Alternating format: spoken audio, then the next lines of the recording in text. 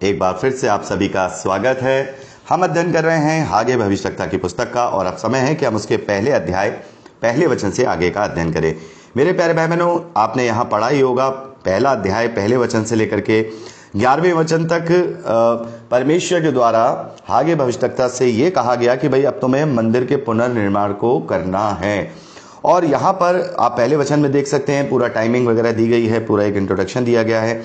दूसरे वचन से यहाँ पर परमेश्वर का वचन जो दिया गया है वो मेन जो इम्पोर्टेंट अगुए हैं वहाँ पर जो उस वक्त यहूदा के देश के जो गवर्नर हैं वो जरुब्बाबेल हैं, अधिपति जिसे बोल सकते हैं। बाद में हमने नहमिया की पुस्तक में पढ़ा, नहमिया को भी जो है यहूदा के देश का गवर्नर बनाया गया था। लेकिन उससे पहले सबसे पहले जब बंधुआई में से छुड़ौती हुई है तो यहूदा के गोत्र से जरुब्बाबेल को वहां का गवर्नर बनाया गया और साथ में जो महायाजक हुए वो हुए यहोशू। तो उन दोनों के लिए ये वचन आया, जैसे मैंने आपको परिचय में बताया कि वो लोग अभी भी खंडर भवन के सामने थे और भवन बन नहीं पा रहा था। तो यहाँ पर वचन आया है कि फिर यहोवा का ये वचन हागे भविष्यवक्ता के द्वारा उन लोगों तक पहुंचा, क्या तुम्हारे लिए अपने छत वाले घरों में रहने का समय है जबकि ये भवन उजड़ा पड़ा है? सेनाओं का यहोवा यूं कहता है, अपनी अपनी चाल चलन पर ध्यान करो। तो यहां परमेश्वर कहता है कि तुम तो अपने छत में रह रहे हो, घरों में रह रहे हो, सारी चीजें कर रहे हो, लेकिन तुम्हें यह एहसास भी है कि परमेश्वर का भवन उजड़ा पड़ा है। तुम लोग तो आजाद हो गए, बंधुआई में से तुम छूट आए हो, लेकिन हकीकत में तुम अभी भी गुलाम हो। जब तक तुम परमेश्वर के भवन को दोबारा नहीं खड़ा कर दोगे, जब तक वो गुलामी का पीरियड खत्म नहीं होगा। और यही कारण है, देखिए आपने आगे पढ़ा होगा माफ कीजिएगा, हागे भविष्यवक्ता के द्वारा यहाँ परमेश्वर कहता है कि यही कारण है कि तुम्हारे अन्य जल पर आशीष नहीं है, क्योंकि तुम छतों पे रह रहे हो, सब कुछ कर रहे हो, लेकिन मेरा भवन उजड़ा पड़ा है, तुम इसकी तरफ देख ही नहीं रहे हो। तुमने बहुत बोया। देखिए यहाँ छठे वचन से लेकर के हम छठे वचन में केवल छठे वचन में लिखा है कि भाई तुमने बहुत बोया लेकिन थोड़ा काटा, तुम खाते हो पर पेट नहीं भरता, तुम पीते हो पर प्यास नहीं बुझती, तुम कपड़े पहनते हो पर गरमाते नहीं हो, और जो मजदूर कमाता है वह अपनी मजदूरी की कमाई छेद वाली थैली में रखता है, यानी कि उसका पैसा इधर उधर निकल जाता है। तो तुम लोगों के ऊपर आशीष नहीं है, इसलिए नहीं है क्योंकि तुम आराम से बैठे हो। तुम्हें उठना होगा, तुम्हें जो है बढ़ना होगा, ये तुम्हें करना होगा, ये तुम्हें परमेश्वर के बल से, परमेश्वर के आत्मा के द्वारा तुम्हें ये करना होगा। इसलिए 7वें वचन में यहोवा यूं कहता है, अपने चाल चलन पर सोचो। तुम बड़े आराम से बैठ गए हो, खा रहे हो, पी रहे हो, खेत में काट रहे हो, ये भी नहीं सोच रहे हो कि आशीष पूरी नहीं है। यहां पर परमेश्वर कहता है सोचो अपने चाल चलन पर, पहाड़ पर चढ़ जाओ, लकड़ी ले आओ, इस भवन को बनाओ और मैं इसको देखकर फिर प्रसन्न होऊंगा और मेरी महिमा होगी। यहोवा का यही वचन है। तुमने बहुत उपज की आशा रखी लेकिन थोड़ी ही है। जब तुम उसे घर ले आए तब मैंने उसको उड़ा दिया। सेनाओं के यहोवा की यही वाणी है। ऐसा क्यों हुआ? इसलिए हुआ कि मेरा भवन उजाड़ पड़ा है और तुम में से प्रत्येक अपने घर को दौड़ा चला जाता है। इस कारण आकाश से ओस गिरना, पृथ्वी से अन्न उपाजना दोनों बंद है। मेरी आज्ञा से पृथ्वी पर, पहाड़ों पर और अन्न और नए दाख मधु पर और ताजे तेल पर और जो कुछ भूमि से उपजता है उस पर और मनुष्यों और घरेलू पशुओं पर और उनके परिश्रम की सारी कमाई पर भी अकाल पड़ा है।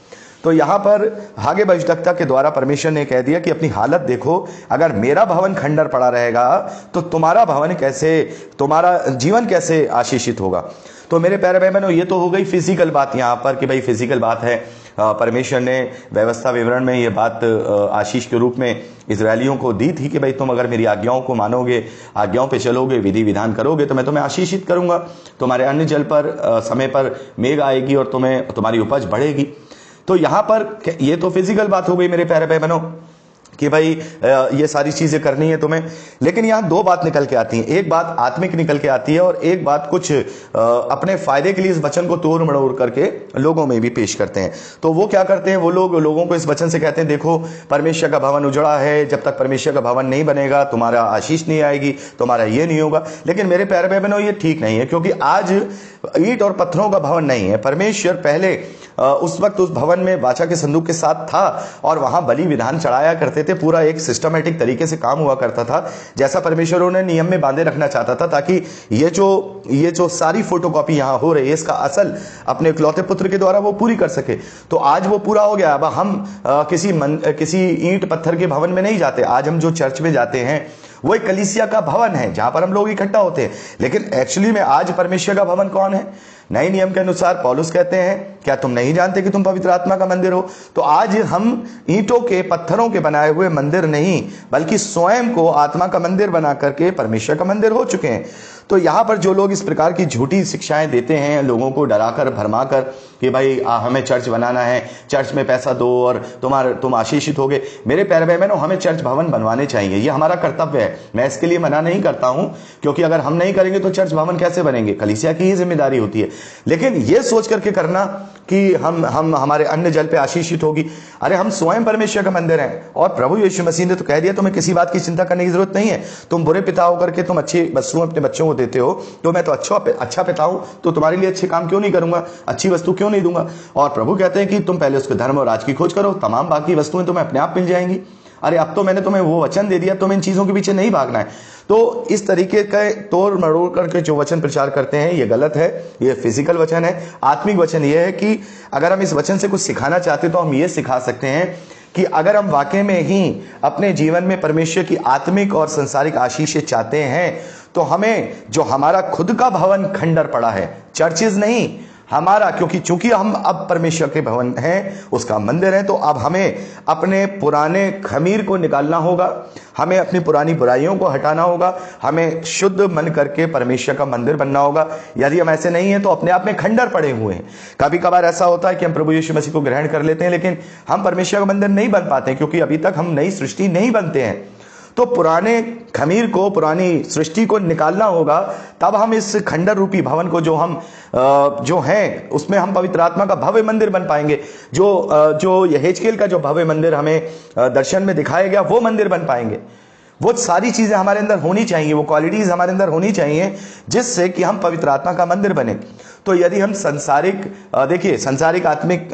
आशीषें मिले ना मिले, इससे भी कोई फर्क नहीं पड़ता हम मसीह विश्वासियों को।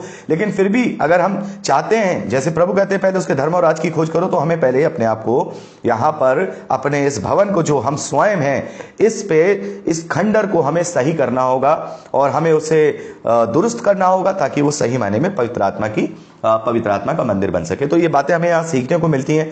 उस समय तो क्या शारीरिक मंदिर था, आज आत्मिक मंदिर है। तो हमें चीज देखनी होगी और बचना चाहिए, हम लोगों को बचना चाहिए आत्मिक वचनों को शारीरिक कराने से या करने से और सुनने से भी। लोग इस तरीके की भरमाने वाली बातें करते हैं ताकि लोग चर्चेज में चंदा दें, उनकी पेट भरे, पेट की वो सेवकाई करते हैं। मैं सबके विषय में नहीं कहता, ऐसे बहुत सारे भवन भी हैं जहाँ वाकई में भवन बनाने की जरूरत है और वो लोग कलीसिया उनका सपोर्ट करे, ये भी करना चाहिए। लेकिन सब चीज़ों को परख के कि हाँ भाई ये डरा के कर रहे हैं या परमेश्वर के बल पर, क्योंकि ना तो बल से ना तो शक्ति से, केवल परमेश्वर के आत्मा के द्वारा ही ये पहाड़ टल जाएगा और ये कार्य हो जाएगा। तो हमें केवल परमेश्वर पर ही भरोसा करना है, हमें इस तरीके से कलीसिया को भरमाना नहीं है।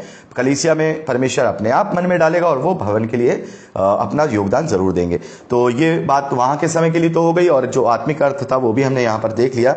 अब यहां लिखा है, तब जो शलतियेल के पुत्र जरुब्बाबेल और यहोसादक के पुत्र यहोशू महायाजक ने सब बचे हुए लोगों समेत अपने परमेश्वर यहोवा की बात मानी, और जो वचन उनके परमेश्वर यहोवा ने उनसे कहने के लिए हागे भविष्यद्वक्ता को भेजा था, उसे मान लिया। लोगों ने यहोवा का भय माना। तब यहोवा के दूत हागे ने यहोवा की आज्ञा पाकर उन लोगों से ये कहा, यहोवा की वाणी है, मैं तुम्हारे संग हूं। और यहोवा जरुब्बाबेल जो यहूदा का अधिपति है और यहोशू जो महायाजक है, उसको सब बचे हुए लोगों को उनके मनों को उभार कर उत्साह से भर दिया, और वे आकर अपने परमेश्वर सेनाओं के यहोवा के भवन को बनाने में लग गए या उस वक्त लग गए होंगे। ये दारा राजा के दूसरे वर्ष के 6वें महीने के 24वें दिन में हुआ।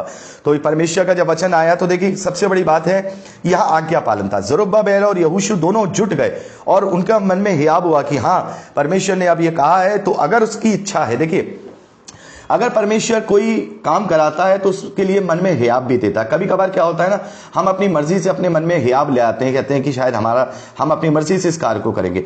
योजनाएं मनुष्य बनाता है, लेकिन योजनाएं वो ही पूरी होती हैं जिसकी इच्छा परमेश्वर करता है। तो यहाँ पर हम पढ़ सकते हैं, आगे हम पढ़ते हैं दूसरा अध्याय। मेरे प्यारे भाई बहनों, यहाँ पर जो पहला अध्याय है वो कंप्लीट हो गया है। आप इसका पूरा जो शिक्षा है, इसकी जो बात है वो समझ गए हैं। और मैं चाहूँगा कि छोटा सा ही आज का अध्ययन रहेगा, तो अगली रिकॉर्डिंग में हम दूसरे अध्याय से आगे बढ़ेंगे। प्रभु आपको आशीष दे। Praise the Lord.